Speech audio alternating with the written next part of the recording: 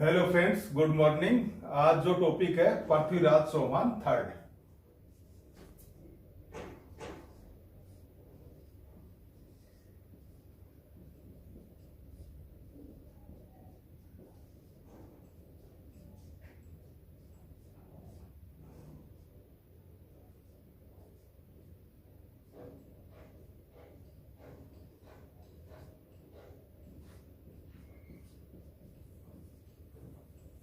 काफी important topic है। यहाँ से ना केवल राजस्थान में होने वाली सभी एग्जाम्स में क्वेश्चन पूछे जाने की संभावना है, बल्कि आरएएस मेंस की दृष्टि से भी इंपॉर्टेंट टॉपिक है।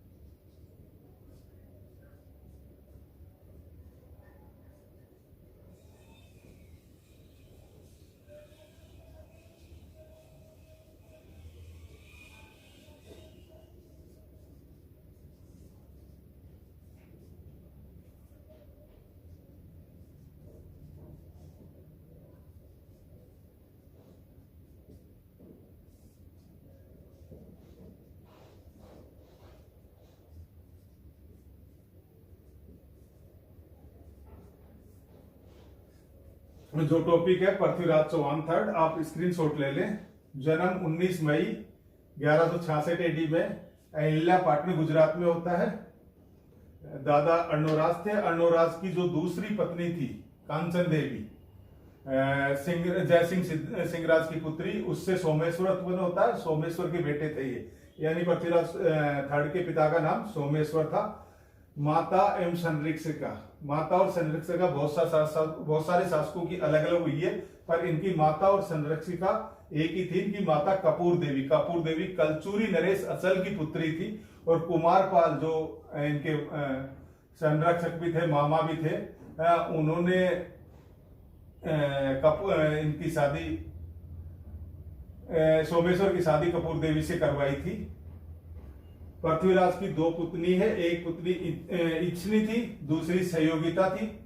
भाई का नाम हरिराज था, बहन का नाम प्रथा था। इनका घोड़े का नाम रंबा नाट्य था। ये घोड़ा नाचने में प्रवीण होने के कारण इनको रंबा नाट्य कहा गया है।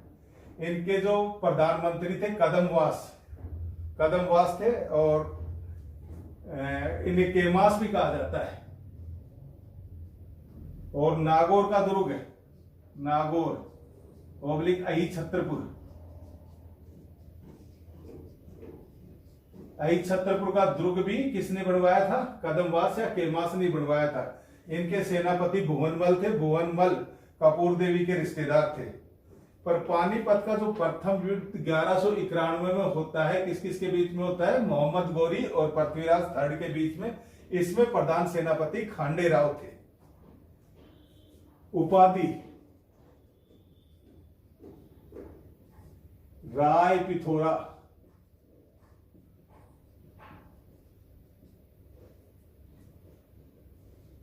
दल पुंगल,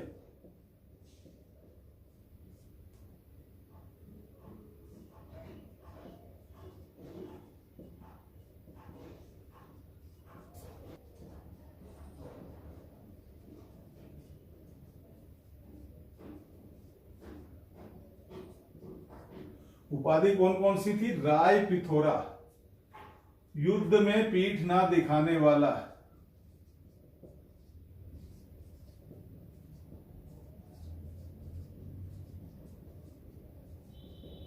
दल पुंगल, विजेता,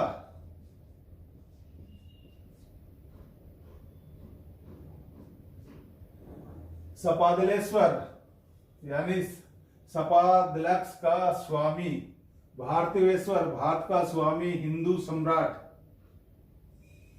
हिंदू सम्राट। स्क्रीनशॉट ले लें, काफी इंफॉर्मेटिव जानकारी है। स्थापत्य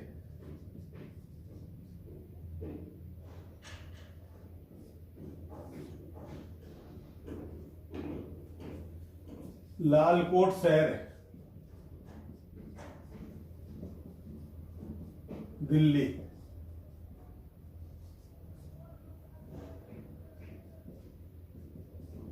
राय पिथोरा दुर्ग,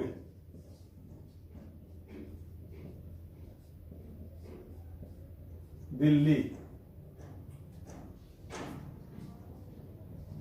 पद्मनाभ के नेतृत्व में कला एवं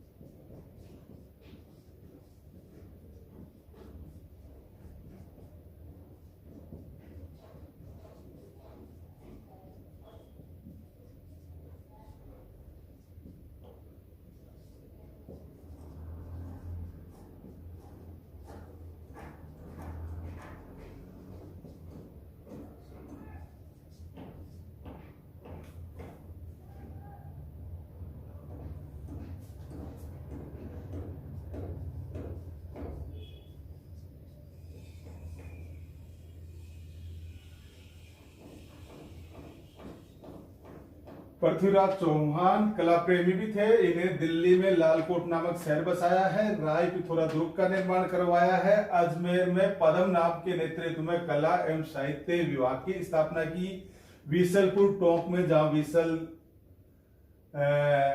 बांध है और इस विसलपुर कस्बा को विग्रहराज चतुर्थ या विसल देव ने बसवाया था, वहां महादेव का मंदिर बनवाते हैं। बेदला शिलालेख उत्कीर्ण करवाया, आवल अंध शिलालेख लिखवाया। बेदला शिलालेख में चौहानों को क्या कहा गया है? सूर्यवंशी कहा गया है। स्क्रीनशॉट ले लें।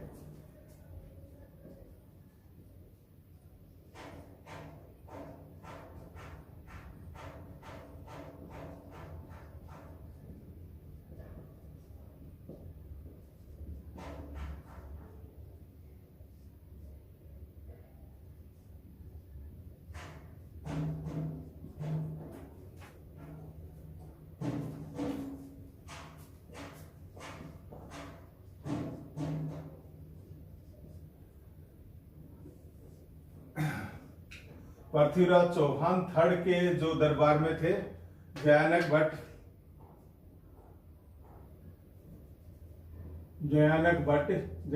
ने पृथ्वीराज विजय लिखी है। विद्यापति गौड़, वागेश्वर, पृथ्वी भट्ट, ये चंद्रवरदायी का ही नाम है। चंद्रवरदायी का वास्तविक नाम पृथ्वी भट्ट था और विश्वरूप ये साहित्यकार थे। तो कला और साहित्य को भी काफी प्रोत्साहित किया है पृथ्वीराज थर्ड ने। अब पृथ्वीराज थर्ड की विजय के बारे में अपन चर्चा करेंगे।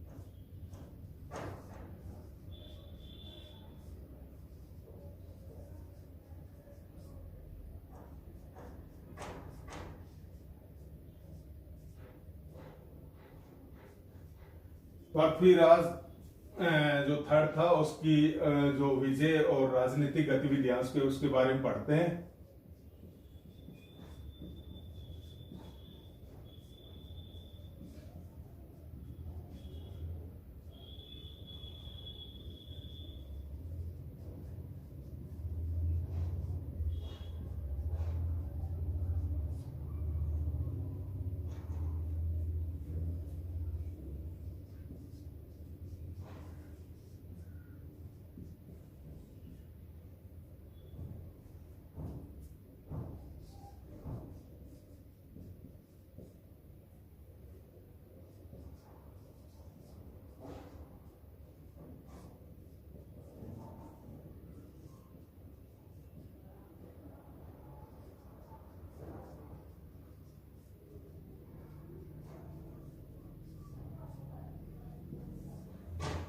एक एक टॉपिक को लेते हैं। इसमें से नागार्जुन,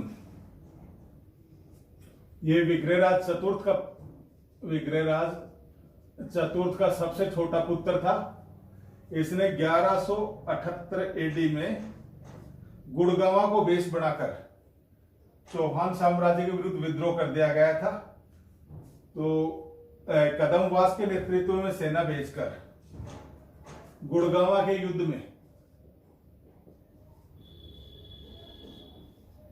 नागार्जुन को पराजित करके इस विद्रोह का दमन किया जाता है। भंडानक, इनके बारे में डॉक्टर दशरथ शर्मा कहते हैं कि ये कन्नौज और हर्षपुर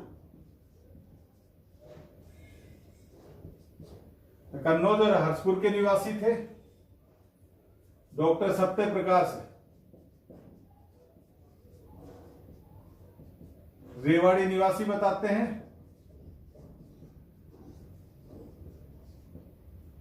और डॉक्टर गोपीनाथ शर्मा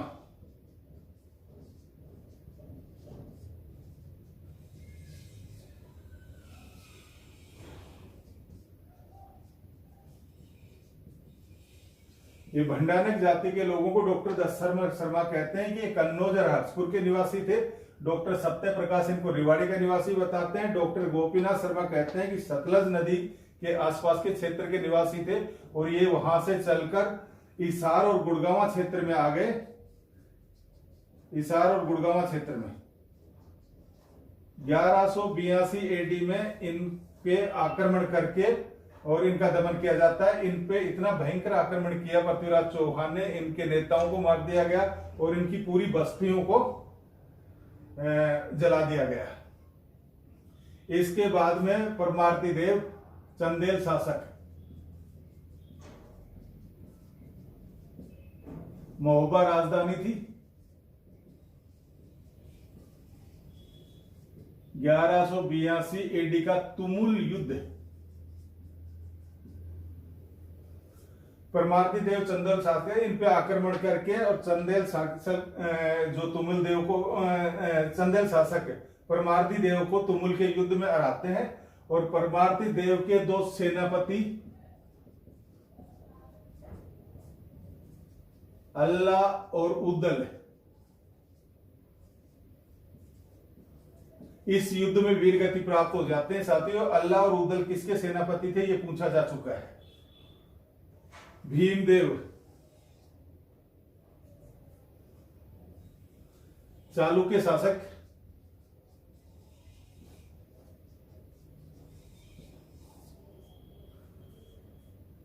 सिरोही के सांकला शासक की पुत्री थी इंसनी, जो पृथ्वीराज की अभी पत्नी बताई गई थी इंसनी।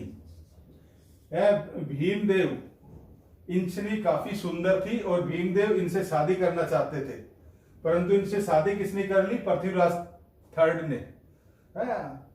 तो चाहते तो कौन थे? भीमदेव, और शादी कर ली किसने? भीमराज ने। तो अब भीमदेव की तो इच्छा अधूरी रहेगी और इस इच्छा की पूर्ति कैसे की जाए? पृथ्वीराज थर्ड को हरा के या मार के और इंसनी को प्राप्त किया जाए। इसके लिए दोनों के बीच में 1182 एडी में युद्ध होता है और इसमें पृथ्वीराज चौहान विजित होते हैं। इसके बाद में जयचंद गढ़वाल कन्नौज के शासक थे। कभी डायरेक्ट युद्ध नहीं हुआ। इनकी पुत्री सहयोगिता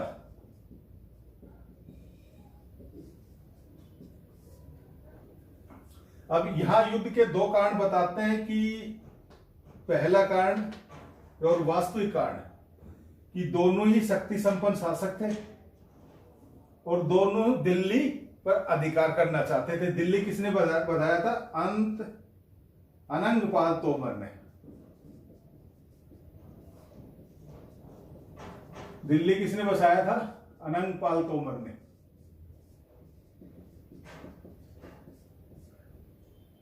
दोनों ही शक्ति शासक थे और दिल्ली पे दोनों ही अधिकार करना चाहते थे। वास्तविक कारण तो यह है और इतिहासकार दूसरा कारण बताते हैं कि सहयोगिता और पृथ्वीराज थर्ड का प्रेम प्रसंग था। सहयोगिता और पृथ्वीराज दोनों की ननिहाल दिल्ली में था और वहां इनमें आपस में मिलकर प्रेम प्रसंग उत्पन्न हुआ। उसकी जानकारी जयचंद गढ़वाल को मालूम पड़ती है और जयचंद गढ़वाल सहयोगिता के लिए एक स्वयंवर रचते हैं। स्वयंवर का आयोजन किया जाता है कि जहां कन्या स्वयं अपनी इच्छा से पति का चुनाव करेगी और उस स्वयंवर स्थल के मेन गेट पे पृथ्वीराज की मूर्ति, लोहे की मूर्ति बनाकर उसको एक तरह से दरबान या वॉचमैन या चौकीदार के रूप में लगा दिया जाता है। सहयोगिता के माध्यम से जब पृथ्वीराज को यह मालूम पड़ती है तो पृथ्वीराज सहयोगिता का अपहरण कर लेते हैं, इससे शादी कर लेते हैं। तो कुछ इतिहासकार कहते हैं इस चीज का बदला कि उसकी पुत्री का अपहरण कर लिया और उसको जयचंद गढ़वाल नहीं बचाए तो जयचंद गढ़वाल ने किसको आमंत्रित किया? मोहम्मद गोरी को। मोहम्मद गोरी को आमंत्रित किया ये बताते हैं, परंतु वास्तविक कारण जो है वो दोनों ही शक्तिशाली थे। दोनों अपने साम्राज्य की सीमा विस्तार करना चाहते थे। दोनों का मुख्य उद्देश्य दिल्ली पे अधिकार करना था। इतिहासकार स्त्री में प्यार का तड़का लगाकर स्त्री को इंटरेस्टेड बना देते हैं और वही इसमें सारा सब कुछ बताया गया है। अब मोहम्मद गोरी और पृथ्वीराज थर्ड। मोहम्मद गोरी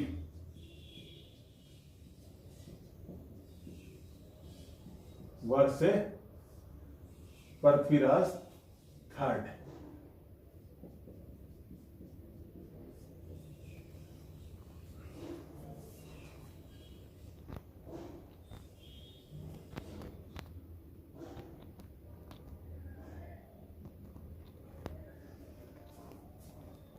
मोहम्मद गोरी 1175 में मुल्तान जीतता है। 1178 में गुजरात पे आक्रमण करता है पर मूलराज सेकंड से हार जाता है।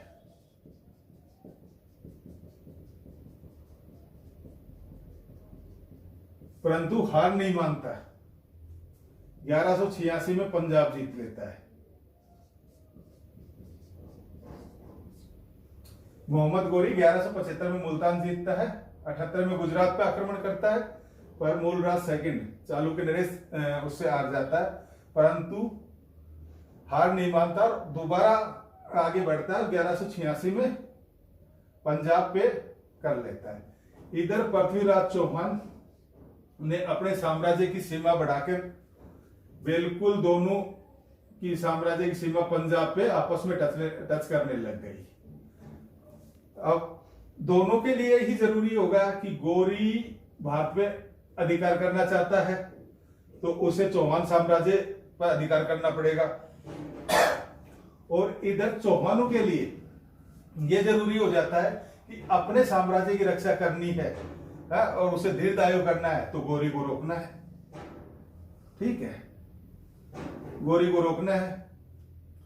अब दोनों के लिए युद्ध जरूरी हो गया, क्योंकि पृथ्वीराज मोहम्मद गोरी भारत पर अपना साम्राज्य स्थापित करना ही चाह रहा था, बार बार अटैक कर रहा था, पूरी तैयारी कर रहा था।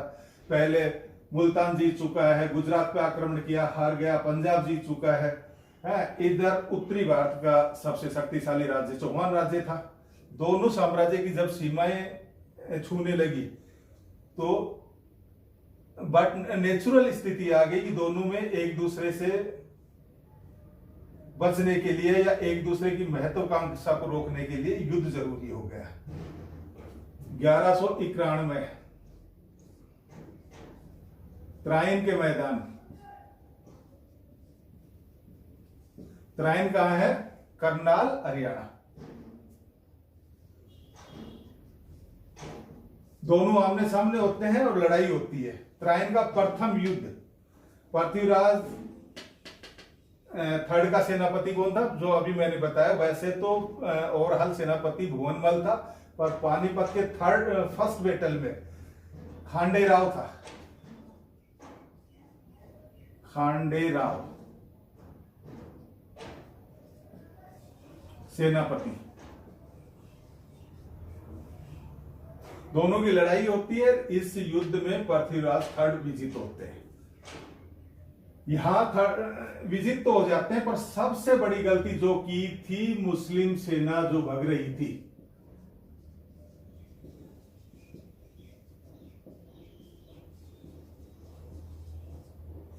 भागती हुई मुस्लिम सेना का पीछा करके उसका विनाश नहीं किया। ये पृथ्वीराज थर्ड की सबसे बड़ी गलती थी। और इस गलती का खामियाजा भुगतना पड़ता है कि 1192 में फिर मोहम्मद गोरी आ जाता है, पूरी तरह से तैयार होके, और पूरी तरह से ये त्राइन का सेकंड युद्ध 1192 में वही करनाल जगह सेम, और इस बार स्थिति पलट जाती है। विजय श्री मोहम्मद गोरी को मिलती है और पृथ्वीराज थर्ड पराजित हो जाते हैं। पृथ्वीराज थर्ड पराजित होकर युद्ध से भागते हैं और इनको सिरसा के पास से पकड़ लिया जाता है। सिरसा हरियाणा में बंदी बना लिया जाता है। अब कुछ ये बंदी बना के और पृथ्वीराज का अंत कैसे हुआ उसके बारे में भी इतिहासकार अलग अलग कहते हैं। जैसे चंद्रवरदाई कहते हैं कि गजनी ले गए और जहां शब्द वेदी बाण चलाकर इन्होंने मोहम्मद गोरी की हत्या की और फिर खुद को मिटा लिया। दूसरे इतिहासकारों का कहना है कि इनको अजमेर लाया गया, और दूसरी बात जो अजमेर लाने वाली बात है वो ज्यादा उचित लगती है, क्योंकि पृथ्वीराज मोहम्मद गोरी ने अजमेर में कॉइन्स लाए थे जिसपे एक साइड में मोहम्मद शाम लिखा हुआ था और दूसरी साइड में पृथ्वीराज का नाम लिखा हुआ था। और पृथ्वीराज थर्ड का जो बेटा था गोविंद राज, इसको सामंत शासक बनाकर रणथंबोर का साम्राज्य देना, तो ये इस चीज की तरफ ज्यादा इंगित करता है कि अजमेर लाया गया। पृथ्वीराज थर्ड चौहान वंश का सबसे प्रतापी और महान शासक था, योग्य भी था, पर उसकी एक भूल ने भारत का भाग्य बदल दिया। 1191 के त्राइन के पहले युद्ध में मुस्लिम सेना का पीछा मुस्लिम सेना का पीछा ना करके उसको पूरी तरह यदि नेस्ता नाबूद कर देता तो हो सकता है परिस्थितियां अलग होती। 1192 में जो त्राइन का सेकंड युद्ध होता है और गोरी विजित हो जाता है, पृथ्वीराज हार जाता है, इसके बहुत दूरगामी परिणाम होते हैं। भारत में मुस्लिम राज्य की स्थापना,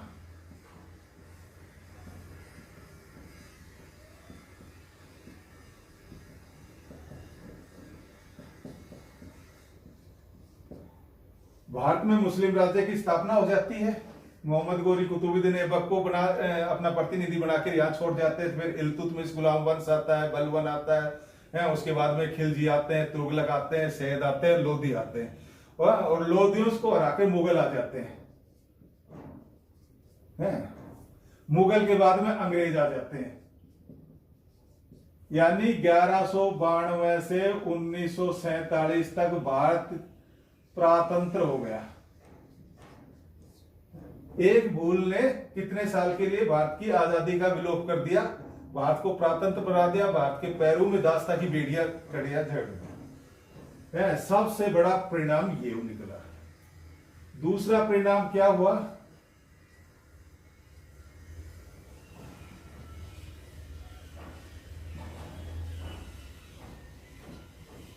राजपूत संघ छिन्न भिन्न हो गया है। जो चौहानों ने आकांक्षा पाली थी, पर वो उस जीत के बाद में अधीन हो गए, सामंत शासक बन गए। उसके बाद में मुगल काल में भी काफी, जैसे राणा सांगा है, कुंभा है, या महाराणा प्रताप है, या चंद्रसेन को ले लो, काफी प्रयास किए स्वतंत्रता के लिए, पर पूर्णतः स्वतंत्र नहीं हुए। राजपूत शक्ति छिन्न भिन्न हो गई है। जो राजपूत राज्य की स्थापना का सपन पृथ्वीराज चौहान ने देखा था, वो खत्म हो गया। तीसरा है भारत में विदेशी संस्कृति। विदेशी संस्कृति, मुस्लिमों की संस्कृति अलग थी, खान पान अलग था, लिटरेचर अलग था, आदतें अलग थी, प्रथाएं अलग थी, वो भारत में भारतीयों के लिए नहीं थी। अब वो यहां रहे तो ये मिश्रण होकर नवीन प्रथाएं उत्पन्न हुई, पर ये अलग संस्कृति और अलग उसका बेस बनाकर मोहम्मद अली जिन्ना ने टू नेशन थ्योरी दिया कि मुस्लिम और हिंदू धर्म ही अलग अलग हैं। टू नेशन थ्योरी की तरह पाकिस्तान का निर्माण, यानी भारत का टुकड़ा। इसके बाद में मुसलमानों की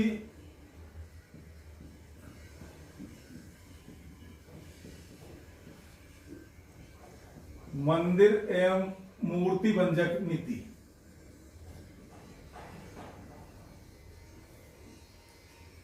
मुसलमानों ने यहां जितने मंदिर तोड़े, वो आपका मोहम्मद गोरी से शुरू करते हैं। उनके प्रतिनिधि ने संस्कृत कॉलेज अजमेर को तोड़ा, जो सरस्वती कंठाभरण था। उसके बाद में आप आगे बढ़िए, ऐसा कोई शासक नहीं रहा जिसने मूर्ति भंजक नीति नहीं अपनाई हो। और औरंगजेब ने तो इसके लिए अलग से अधिकारी नियुक्त कर दिए गए थे। तो यहां से ये मूर्ति भंजक नीति के कारण भारतीय कला का विनाश हुआ, कला को अपूर्णीय क्षति हुई। और यहां सबसे बड़ा जो मुस्लिम आक्रमण का प्रभाव होता है, इस्लाम धर्म भारत में से सदा के लिए गायब हो जाता है।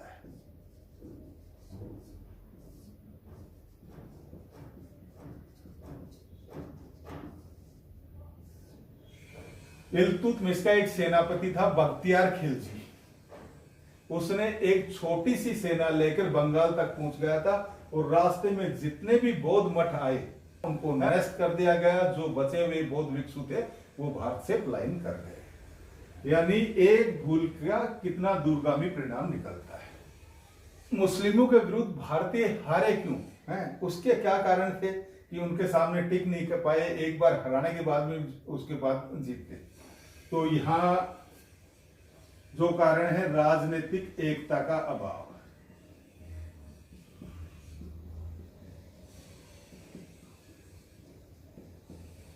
भारतीय शासक थे, उनमें राजनीतिक एकता का अभाव था। एक दूसरे के विरुद्ध ईर्ष्या का भाव रखते थे, बैर का भाव रखते थे। जैसे इतिहासकारों ने बताया कि जयचंद गढ़वाल ने ही मोहम्मद गोरी को अपना व्यक्तिगत बदला लेने के लिए आमंत्रित किया। दूसरा, सामाजिक असमानता।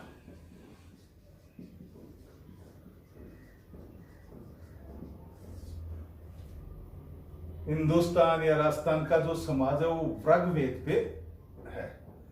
यानी किसान का काम खेती करना, शूद्र का काम सेवा देना, वैश्य का काम व्यापार करना, और राजपूत का काम लड़ाई करना है। तो यहां समाज वर्ग भेद के आधार पर था। तो समाज संगठित नहीं था।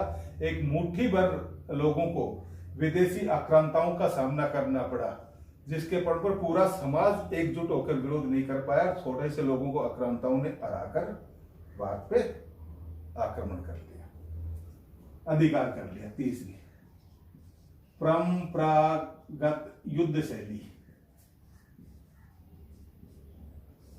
परंपरागत युद्ध शैली वो ही पदाती सेना, तलवार, भाला, बर्छी, इनसे लड़ना, और आक्रांता थे। उन्होंने अपनी सेना में घुड़सवार और धनुषधारी सेना थी। घुड़सवार और धनुषधारी सेना, जो पदाती सेना पैदल सेना से गति में काफी तीव्र थी, धनुषधारी दूर से ही निशाना बना सकते थे। ये बहुत बड़ा कारण था। चौथा, भारतीय सेना नायक तो अच्छे थे, ठीक है, पर कूटनीतिज्ञ नहीं थे।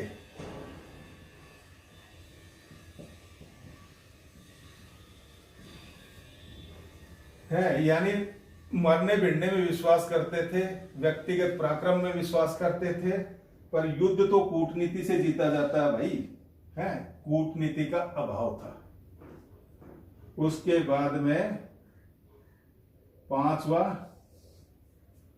गौरी के बजाय पृथ्वीराज चौहान कम अनुभवी सेना नायक था। कब अनुभवी सेना नायक था। दूसरा, गौरी ने अपनी पिछली जो हार थी उससे सबक लिया है, अपनी कमियों को एनालिसिस किया और कमियों को सुधार करके रीगैदर करके दोबारा आक्रमण किया। यहां पृथ्वीराज चौहान ने भागती हुई मुस्लिम सेना का पीछा न करके एक बड़ी गलती की और भोग विलास में लिप्त हो गए। और जब गौरी दोबारा सर पे आके खड़ा हो गया तब जगे और उसका परिणाम स्वरूप हार के रूप में सामने आया।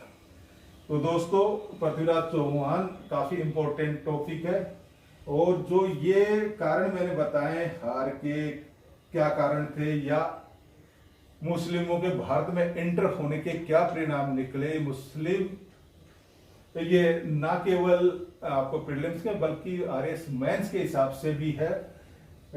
आरएस मेंस में अक्सर एक क्वेश्चन पूछा जाता है कि मुसलमानों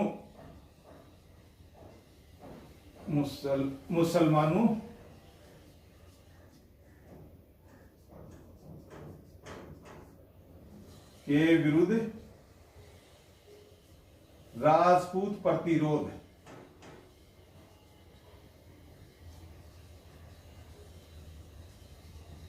और असफलता के कारण